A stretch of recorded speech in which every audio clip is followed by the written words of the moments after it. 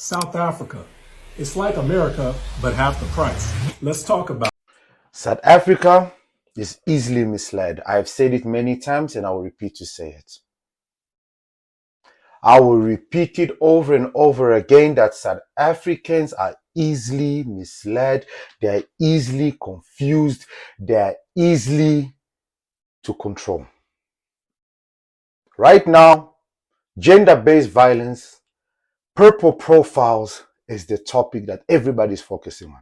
They've forgotten completely about the 17th of November. Now it's all about the 21st of November. Marching for gender-based violence and LGBTQ. Any man that attempts to speak is a perpetrator, is part of it, is this and is that. A lot of people have asked me to give my opinion on it, and this is my opinion.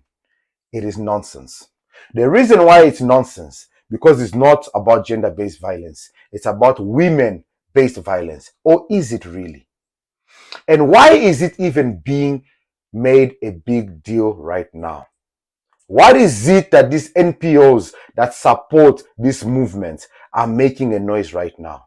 That is because South Africa had woken up and was standing for the right things, and now they need to silence them. The reason I do not support this movement is because if you really dig deep into this movement, you start seeing posts like this. In every lifetime, I will choose to be burnt alive than to be in a room with a South African man. That is literally a post that was put up there. A South African man decided to harass you after you posted about how evil they are.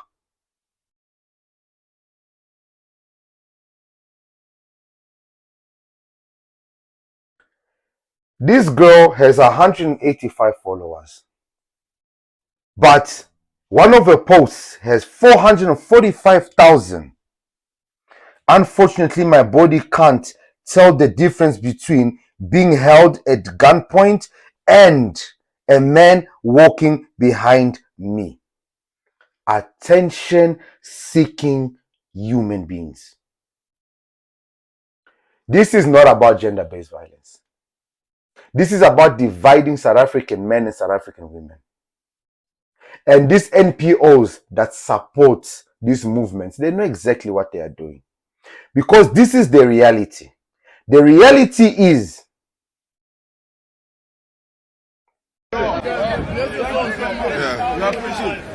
Good morning, ladies and gentlemen. This is African Traders in Divisive Street, Johannesburg, South Africa. Today is our court day. So here are the African Traders in Divisive Street and King George. We gathered once again to head to the court. You can see we are not the criminals. We are Africans. These are Nigerians fighting for their rights in South Africa, taking the South Africans to courts for their rights because they deserve to be here. Live on News from Africa. What is it that you want? What is it that you want? As you want, no more South Africa. As if in Zimbabwe, if in Botswana now, we must leave this country. We don't want anymore. You can see the way they're treating us since yesterday. They're chasing us. We didn't even rest, not even sleep. They said this is early in the morning. We didn't even brush even water by our mouth. Where's the international law? Where's the international law? Where's the international law? We don't have place to go. This is what is truly happening in South Africa that they are trying to distract you from. The reality is South Africa is facing an influx of foreigners and their country is being taken over. Just when they started to clean and expose the reality of these foreigners, all of a sudden, gender-based violence is taking the center stage. I want to remind you this following statement. If the price of bread is going to change over time to be 500 like Zimbabwe, where will these people of South Africa run to? Zimbabweans are running to us here. See, now we are facing the seafood. We've got nowhere to run. Tina, we've got no other country to run to. If you Till now, we've got no other country to run to. But your focus is gender-based violence. want to see white people running in their numbers out of this country to United States, redistribute the land, amending section 25 of the Constitution for land redistribution, this country will collapse. And then this country will turn into rapples like Zimbabwe. If you want the white men to leave this land, redistribute the land, and this country will collapse, and this country will turn into Zimbabwe. How many of you with purple profiles know that this statement or this video exists? This is Fikile Mbulula, who at some stage could have possibly become the president of this country. And if he has it his way, he could possibly still be the president of this country. They have made it clear that South Africa cannot survive without the white man. But is it really true? 680 million gone to skinny jeans, a hospital ordering skinny jeans, and a head of NPA. It doesn't matter, head of IDEC. You are the corruption buster yourself, because all of them fall under you. You should be able to say, come here. What happened with this case of people buying patients skinny jeans? Because when we go to hospitals, we normally get those gowns which are open at the back. What does a patient do with a skinny jean? That should have been an issue of interest for a corruption buster. Do you guys have any idea how much is 680 million? How many schools could they have built? How many communities could they have developed? How much could they have done with this money? They bought, and you cannot make this shit up. They bought skinny jeans. But wait, I don't even own a pair of skinny jeans. I don't think I can fit in one, and I've never owned one. They bought skinny jeans. 680 million. Gone. Skinny jeans. But no. We have a greater issue in South Africa, gender-based violence. Wait a second. Because you want to...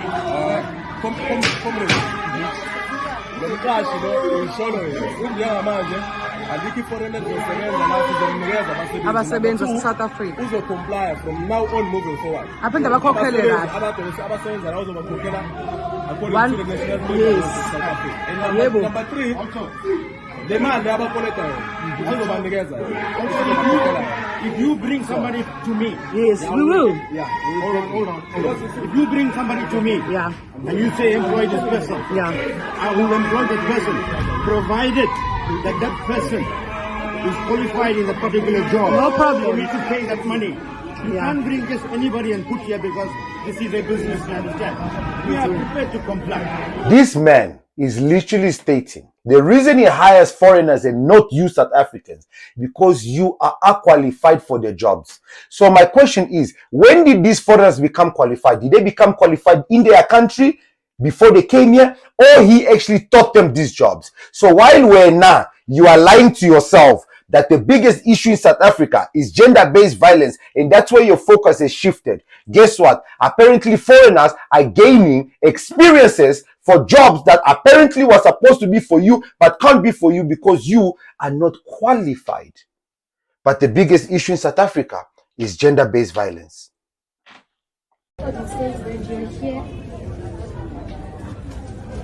You may not conduct what? Wait.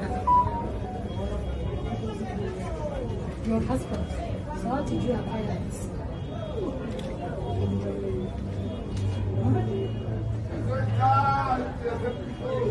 While you are fighting gender-based violence, foreigners are opening clinics with expired holiday visas. A whole pharmacy this guy owns in South Africa with an expired permit, visitor's visa. But no, let's forget all this. There are bigger issues. Guys, stop insulting yourself. Stop being idiots. The reality is they did not expect South Africa to wake up as quickly as they woke up and to do what they are doing.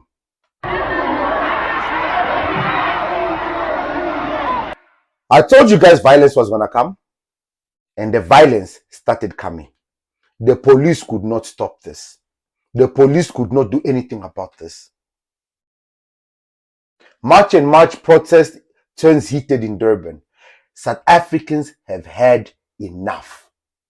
While we now you are fighting about this whole gender-based violence being the biggest issue, remember, in Durban, so what you're seeing now is a demonstration which is being led by the March and March movement and the people that are a part of it. We are seeing quite a number of public members from the different walks of life. I'm going to bring into the conversation the leader of this particular movement, Jacinta Ngobese Zuma, to speak to us. Jacinta, thank you so much for your time. Let us speak about the purpose of this march. We have seen quite a number of marches being led by this movement. What is so different about this one in particular? Well, we did say we'll march and march until we win. It's not the last march. There'll be many others. And today's one is specifically focused on no-go areas. Point Road being one of them. Point Road has been taken over by mostly Nigerians. It's even become a name known as Lagos, which is very, very sad to know that there are places in South Africa where we do not feel safe as South Africans because they've been taken over by people who are not from South Africa. Illegally, most of them are here, and some of them are here with fake documents, etc. And the reason we want to go there today is because we want to send a message that there can't be any no-go areas in our country. Imagine having a no-go area for South Africans because the place is called Lagos. But no, let's focus on gender-based violence. South Africans, the reality is, like you said in the beginning of this video, South Africa is the America of Africa. Even the Americans and Europeans have realized this. This is the reason why you see even the white man is relocating to South Africa. South Africans, they are distracting you so they can take over your country. And the reality is, a lot of these people supporting this purple movement are individuals that will date foreigners because they do not believe in their own future and the hope of this country. A lot of the people that are supporting this purple movement, these women, if they're not already Jolofinas, their dream and desire is to become one. South African men, I'm going to call upon you. I know I may lose subscribers, but I know that the female subscribers in my channel understand what I'm saying. I'm not saying gender-based violence is not a problem, but to think that South Africa has the highest gender-based violence in the world is the most dumbest thing you can ever do. The reason why you do not hear about gender-based violence in Nigeria, Congo, Angola, in our countries, is because we do not keep stats and our women do not speak. Our police systems do not work. Our women do not have voices. Our women still sit in the kitchen. They don't talk. I keep saying, today Angola is celebrating 50 years of independence. But you know the one thing they've never celebrated is 50 years of freedom. South Africa celebrates freedom because there are women, LGBTQ, children, men, every single person, religion, culture has a voice and can stand on that voice. Freedom. And that freedom is slowly being taken away by turning you against each other. Guys, listen to me. You can fight for gender-based violence, but I can assure you, this is not the time for it. Many of you have not experienced gender-based violence. Many of you that experience gender-based violence have not gone to the police, have not gone to your brothers and sisters, but you rather go to the internet. Why? You will say that, no, you go to the police to open a case of gender-based violence. They do not take it seriously. Show us those case numbers. Show us where you went to the police. Why are you not recording yourself going to the police to open a gender-based violence case against a man and the police rejecting you so we can hold them accountable? But rather, you would rather shame the South African men, and not only your perpetrators, but pluralizing. Hey, man, English, you handle it. Where is it going? But rather generalizing the whole of South African men as to be violent. So you are telling me these foreign men that come into your country are peaceful people. They've never abused you. I think I've already shown a lot of evidence of many Jolofinas and South Africans crying of the abuse that they face in the hands of foreign men. But no, that's not gender-based violence, right? Why? Because money is involved. Guys, let's be real. I would rather lose subscribers than ever stand for something that I know factually it's a lie. South Africa has a pandemic. Yes, it does. But if we look at the stats, child abuse and child murder is mostly being done by women in South Africa. And the stats say so. More men are facing dangers in this country. And some of you will come and say, yeah, but men are the ones who are creating these dangers that they are facing.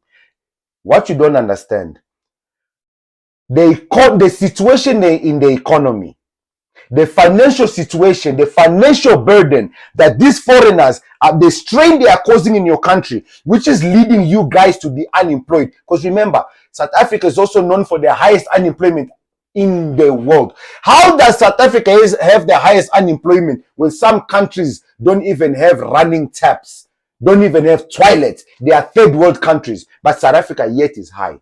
And I keep reminding people, the reason why South Africa is always put on the map, Uya Papa, every small thing, Uya Trenda, every South Africa carries stats. Many countries don't do stats of nothing. Today, if you know about Nigeria and what's happening in Nigeria, is because Nigerians themselves are beginning to expose Nigeria. But in reality, many of us did not know. Many of us don't know the truth of what's happening in these African countries. South Africans, forgive me for saying what I'm saying, for saying what I have said on this video. The safety of South African women is extremely important. But let's not lie to ourselves that the timing of this purple nonsense is too suspicious.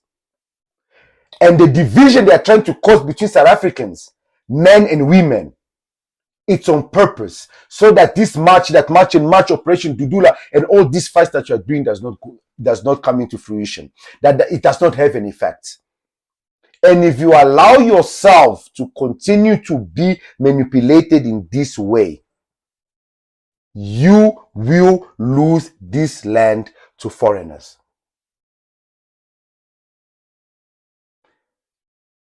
You guys uniting led to Operation Dudula, to March, to Action SA, to Patriotic Alliance, to the MK. You guys uniting led to the GNU. The GNU, I keep repeating, was not supposed to happen. The ANC was supposed to remain in power until they had culture contaminated every single South African, where you could no longer think for yourself. Unfortunately, they failed and you woke up too soon. And now you are thinking. But they know exactly how to get you back and how to divide you. And that is what they are doing. You can't fight everything at the same time. The youth came, they wanted to pull in Nepal, they failed. Now we have 17th of November shut down. That is about to fail also. Now the 21st of November is coming. Apparently, women and LGBTQ people for 15 minutes, they're going to sleep in their bellies to fight for this. You are...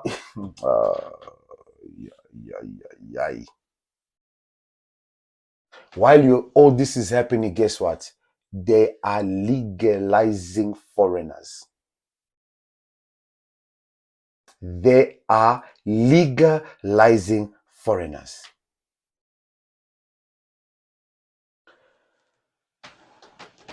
$680 million for skinny jeans. How many of you knew that was? Gender-based violence is an issue that does not require shutting down of the country, an issue that requires you to go open a case and exposing these perpetrators. Why are you not putting them on social media? Expose them. Put their name. Put the name of the police station that you went to open a case and how they refused to open a case. Now we're going to be able to assist you. But no. Rather, let's hate South African men. Because that's the solution to the problems.